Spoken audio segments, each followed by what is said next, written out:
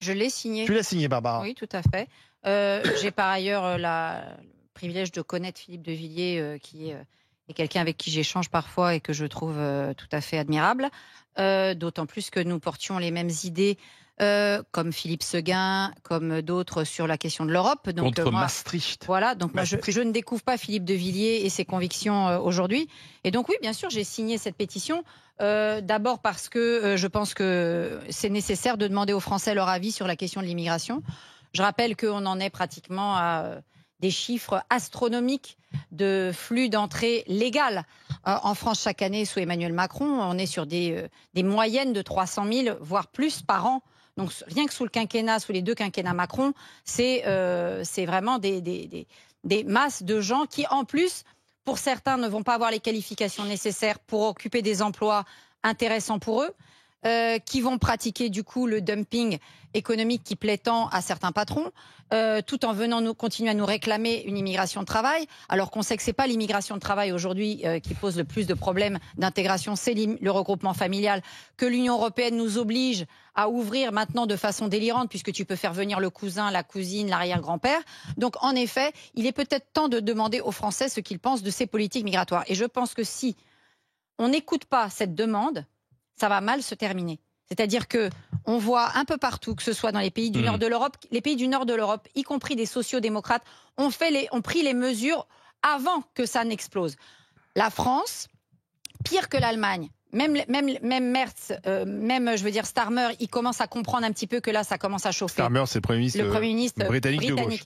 Mais Monsieur Macron, c'est vraiment l'angle mort de sa politique. La preuve en est, Monsieur Lecornu nous tartine toute une interview dans la presse. Pas un mot sur l'immigration. Pourtant, il a Bruno Retailleau. Bruno Retailleau est sur une ligne assez dure. Et pas un mot d'ailleurs sur la sécurité non plus. Donc ça, c'est vraiment l'angle mort de Monsieur Macron. Je pense que même si c'est le dernier carré de trucs qui sauvera, c'est même pas sa réforme des retraites, c'est la question migratoire. Donc je pense que Monsieur Philippe de Villiers a eu raison de mettre les pieds dans le plat. Abel, avant d'écouter Manuel, Abel.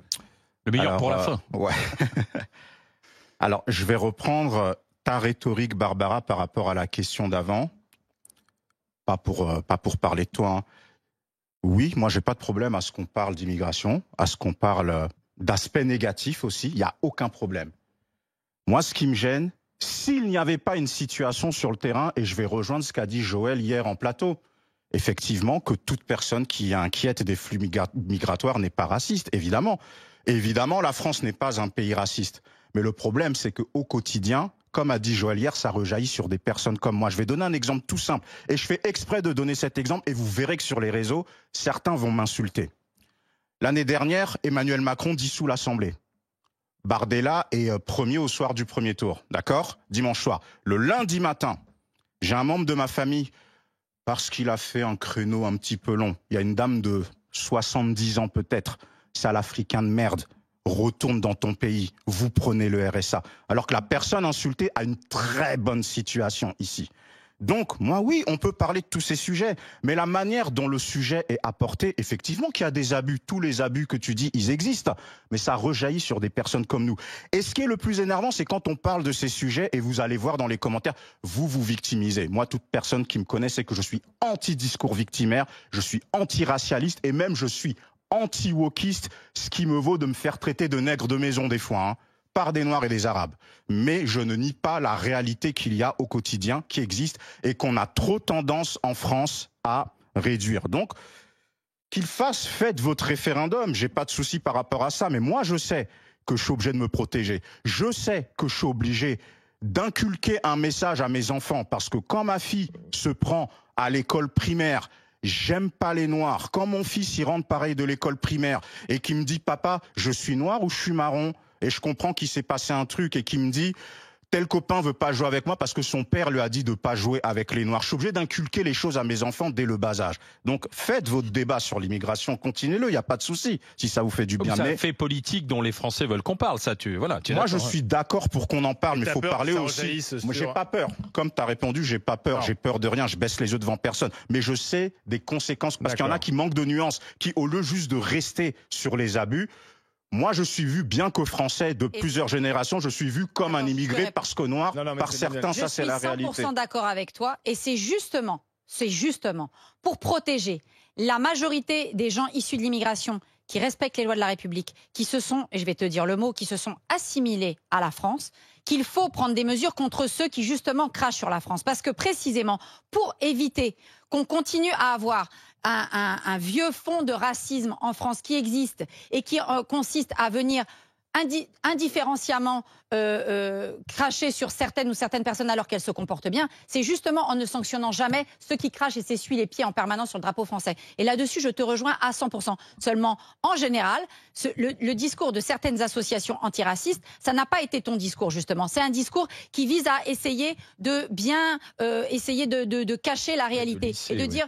Comment ? De lisser la réalité. Oui. Alors que la vérité, c'est ça. C'est que des gens comme Joël, des gens comme toi et tant d'autres, en effet, vont payer les pots cassés parce que les mesures qui auraient dû être prises n'ont pas été prises. Emmanuel, ça, je suis d'accord avec toi. Alors, est-ce que tu peux parler en toute honnêteté, objectivité de ton frère ? Sans difficulté. Moi, je dirais que c'est une initiative pacifique et démocratique. Qu'en tant que telle, elle doit être respectée. Il s'est inspiré de la loi Duplon, il est parti de ça. Il a dit il y a une pétition qui a fonctionné sur la loi Duplon. Il y a des critiques qui sont exercées avec une certaine mauvaise foi, tendant à faire croire qu'en fait le nombre de signataires est inférieur parce qu'on pourrait éventuellement signer plusieurs fois. C'est une réalité. Ce qui semble contesté quand même par beaucoup d'internautes qui disent non, moi j'ai dû attendre très longtemps, on ne peut pas remettre la même adresse email, etc. En tout cas, on ne peut pas résumer le débat. J'ajouterais à la défense de Philippe, si besoin était, que c'est un juriste de formation. C'est un haut fonctionnaire, on l'a oublié, il a fait Sciences Po, il a fait l'ENA, il a été sous-préfet. Quand on a monté le Puy du Fou ensemble, je l'ai dirigé 13 ans avec lui, croyez bien que ça n'a pas été simple d'arriver à cette organisation, à la loi, de faire des spectacles de jour, de nuit, en respectant le droit du travail.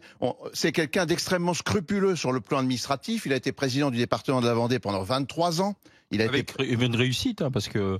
Voilà, le Vendée Globe, ça a bien marché économiquement, le désenclavement de la Vendée, le changement de l'image. Il a été réélu parmi les meilleurs élus de France avec des scores législatifs qui étaient de près de 75% au premier tour, donc parlementaire français, parlementaire européen. Donc le procès administratif qui est tenté d'instrumentaliser contre lui est particulièrement déplacé. Et pour répondre un peu à la question de savoir est-ce qu'il faut signer cette signature, moi je dirais que quand je vois tous les cons pour se défausser du sujet qui prétendent qu'on peut la signer plusieurs fois. Alors oui, moi aussi je vais la signer, cette pétition. Mais juste un point. Qui nous dit que la loi Duplon, on n'a pas pu signer la signer plusieurs fois ? Non, tu peux créer plusieurs adresses mail. France et Connect, puis, qu'est-ce qui te dit aujourd'hui ? Non, France Connect.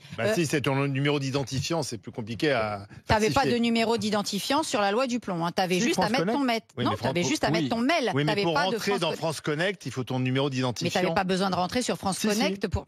Si. Moi, je dis simplement qu'avec tous les bots, avec tous les robots qui existent aujourd'hui, tu peux magouiller n'importe quelle pétition. Donc, la loi Duplon ou la loi sur l'immigration, si quelqu'un veut magouiller une pétition, il peut. On sera tous d'accord. Ailleurs... Non, mais on sera tous d'accord pour dire que c'est un sujet, et c'est pas que c'est un sujet franco-français, c'est un sujet européen. Mais comme par hasard, on voit ce qui se passe en Angleterre.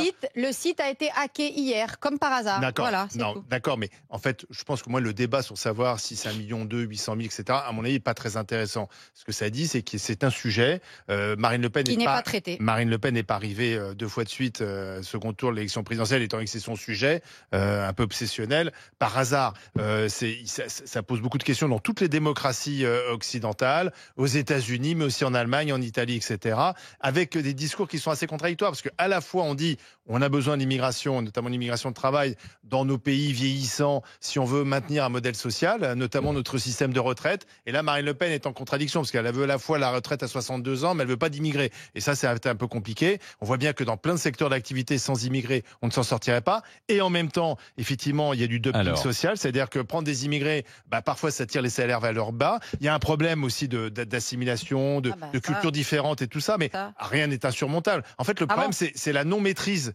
du flux. En fait, c'est-à-dire que les Français, on a l'impression que ça échappe. C'est-à-dire que les gens rentrent, et même si on veut pas qu'ils restent, on n'arrive pas à les faire sortir. C'est ça le problème. Oui, mais et d'ailleurs, Retailleau essaie avec les deux QTF, etc. Bon, ça fonctionne pas. Tu dis que rien n'est insurmontable, et c'est justement le début d'introduction de Philippe de Villiers dans cette pétition, c'est qu'il dit que maintenant, la situation, elle est une situation d'urgence absolue. Donc moi, je suis désolée, on n'est pas sur une situation où on peut dire rien n'est insurmontable. Je ne crois pas. Je pense qu'à un moment donné, il y a un effet de seuil qui fait qu'à un moment donné, tu contrôles plus. Je suis désolée. Le nombre. On n'est pas obligé de partager la vision apocalyptique apocalyptique de Philippe de Villiers, pardon. Moi, je pense sincèrement qu'il y a effectivement un problème avec l'immigration, il y a des règles à mettre, il faut qu'on rediffuse des choses, mais surtout qu'il faut qu'on tranche.